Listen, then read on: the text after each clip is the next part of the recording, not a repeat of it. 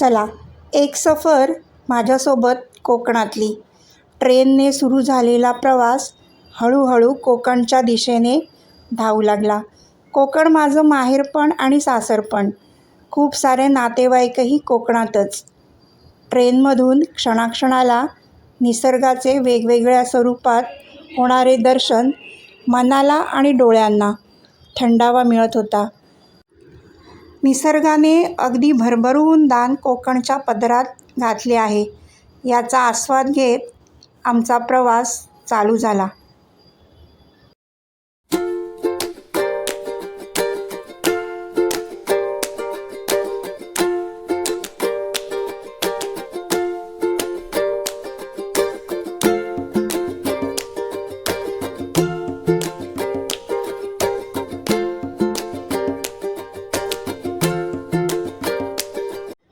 थोडा ट्रेन, थोडा बस असा प्रवास करत आम्ही पोचलो गुहागरला. आणि गुहागर म्हटलं की समुद्र आलाच. संध्याकाळी समुद्रावर थोडं फिरूया म्हटलं, पण सुट्टीमुळे कोकणचे किनारे माणसांनी अगदी फुलून गेलेत. खूपच गर्दी, त्यात मी पण सामील झाले. आणि गर्दी म्हटलं की दुकानं आलीच, खेळण्याची, खाण्यापिण्याची. किनाऱ्याच्या सुरुवातीलाच ही अशी दुकानं थाटली आहेत.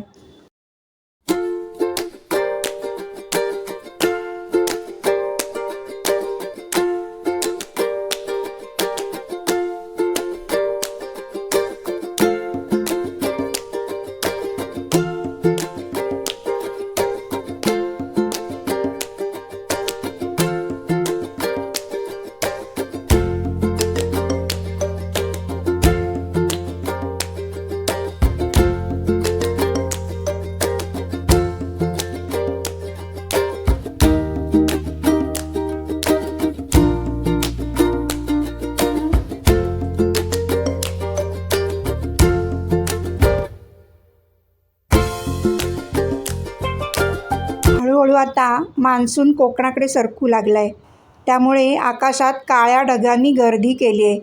त्यामुळे आम्हाला सनसेट काही बघायला मिळालं नाही, पण हे दृश्य मात्र खूप भारी होतं. अगदी डोळ्यात साठवून ठेवावं इतकं छान दृश्य होतं. जरासा आपल्या पायावर पाण्याचा आस्वाद घेत आम्ही घरी निघालो, कारण गर्दी पण खूप होती आणि बारीक बारीक अगदी पाऊस शिंतडायला सुरुवात झाली होती. म्हटलं मोठा पाऊस यायच्या आधीच घरी पोचूया. आम्ही ज्यांच्याकडे राहिलो होतो त्यांचं फुलांचा बिझनेस आहे, त्यामुळे त्यांच्या हॉलमध्ये ही अशी फुलंच फुलं. मग हळूच त्यांचा वेणी बनवतानाचा व्हिडिओ काढला आणि आमच्याशी बोलता बोलता त्यांनी पटापट खूप साऱ्या वेण्या पण बनवल्या.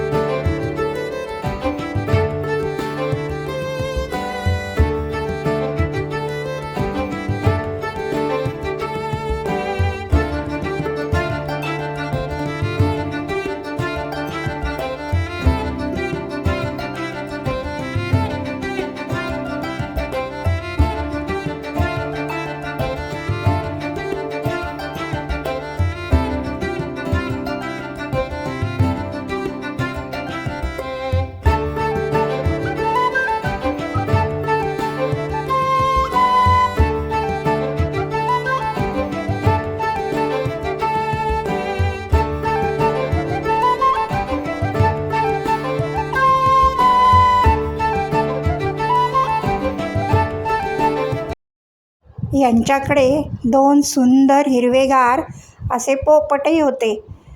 छान त्यांच्याशी गप्पा मारत मैत्री पण झाली. मग यांना टाटा बाय बाय करून आम्ही निघालो. दुसऱ्या दिवशी सह्याद्रीच्या पायथ्याशी असलेल्या एका गावामध्ये.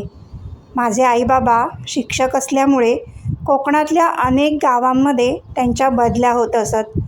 त्यापैकी या एका गावामध्ये आम्ही होतो. जाताना वाटेत ही अशी शिवसृष्टी लागते. म्हणजे इथे शिवाजी महाराजांच्या आयुष्यातील काही प्रसंग रेखाटलेले आहेत आणि बाहेर हे असे अनेक प्रकारचे मावळे तयार केले गेले आहेत. याचं वैशिष्ट्य म्हणजे एका मावळ्याचा चेहरा दुसऱ्या मावळ्यासारखा नाही. हे ठिकाण मुंबई गोवा हायवेमध्ये जे सावर्डे गाव लागतं तिथून आतमध्ये डेरवण फाटा म्हणून आहे.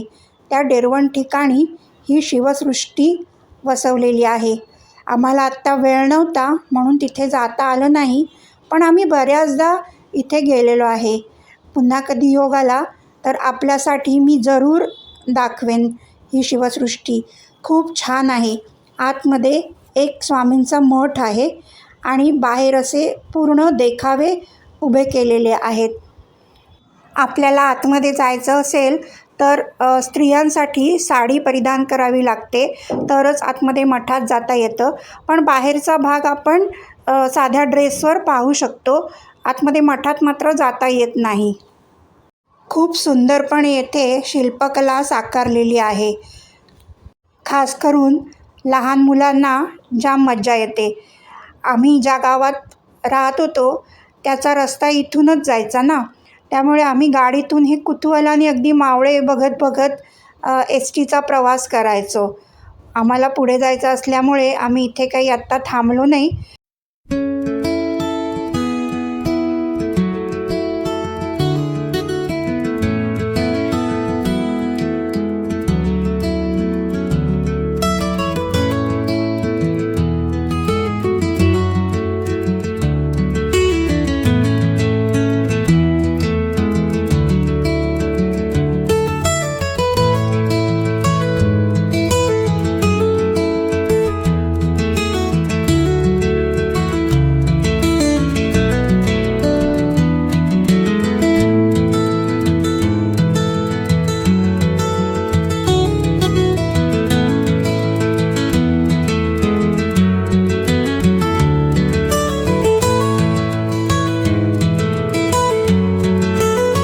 हळूहळू आम्हाला सह्याद्री पर्वताचं दर्शन होऊ लागलं.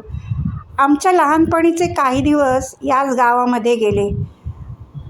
आत्ता हा रस्ता डांबरीकरण झालेला आहे, पण आम्ही जेव्हा इथे राहत होतो तेव्हा हा संपूर्ण रस्ता मातीचा. एका बाजूला दरी आणि एका बाजूला डोंगर अशी अवस्था.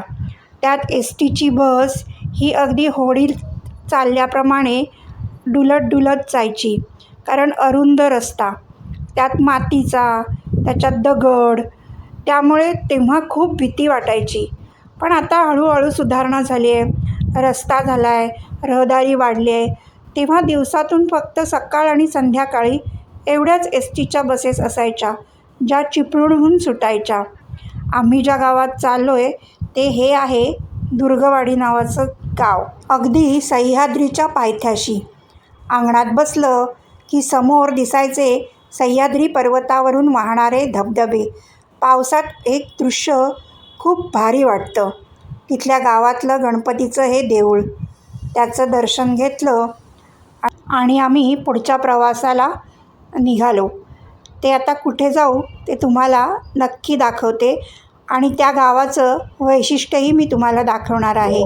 त्यामुळे माझं हे चॅनल जरूर सबस्क्राईब करा, म्हणजे तुम्हाला नोटिफिकेशन येईल आणि मी जे व्हिडिओ टाकणार आहे कोकणातले ते तुम्हाला बघायला मिळतील. आता गाव म्हटलं की आठवडा बाजार हा येतोच. प्रत्येक गावात हा असा आठवडा बाजार भरतो. तर हा आहे माझ्या माहेर आठवडा बाजार. थोड्याशा भाज्या आणि थोडासा हा सुकी मच्छीचा बाजार.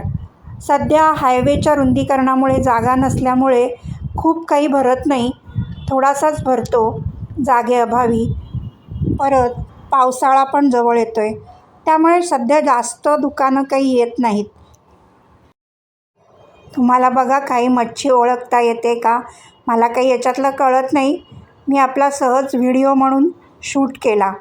सगळा बाजार फिरून आम्ही घरी येतो आहे तोपर्यंत पावसाला सुरुवात झाली आणि पाऊस बरसू लागला. जरा मनाला आणि शरीराला थोडा घामाच्या धारेपासून थंडावा मिळाला.